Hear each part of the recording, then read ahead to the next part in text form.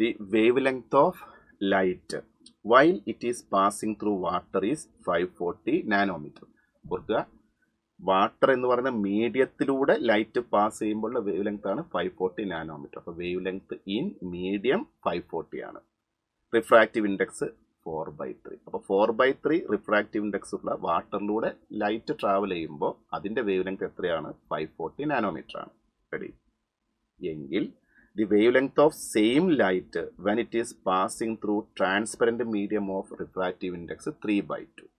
എങ്കിൽ അതേ wave length ഉള്ള ലൈറ്റ് മറ്റൊരു മീഡിയത്തിലൂടെ, റിഫ്രാക്റ്റീവ് ഇൻഡെക്സ് ഡിഫറൻ്റ് ആണ്, അത് പാസ് ചെയ്യുമ്പം എത്രയായിരിക്കും വേവ് ലെങ്ത് ഉണ്ടാവുക എന്നാണ്.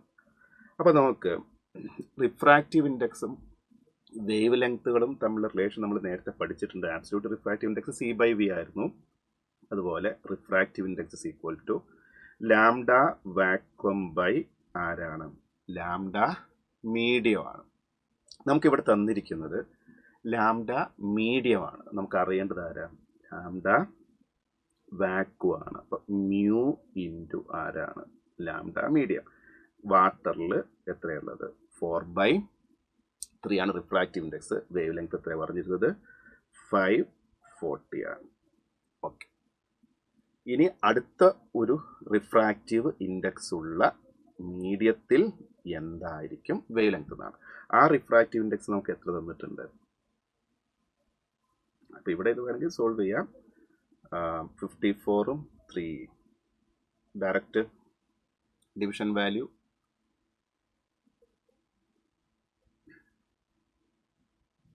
18 അല്ലേ?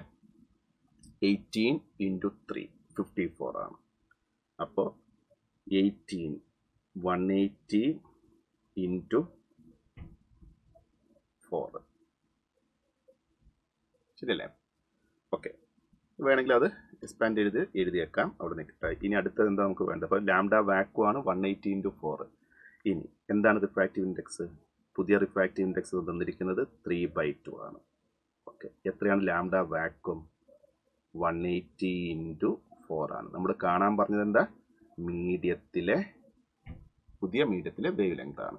അപ്പോൾ പുതിയ മീഡിയത്തിലെ വേവ് ലെങ്ത് എന്ന് പറയുന്നത് 180 × 4 × 2/3 ആണ്.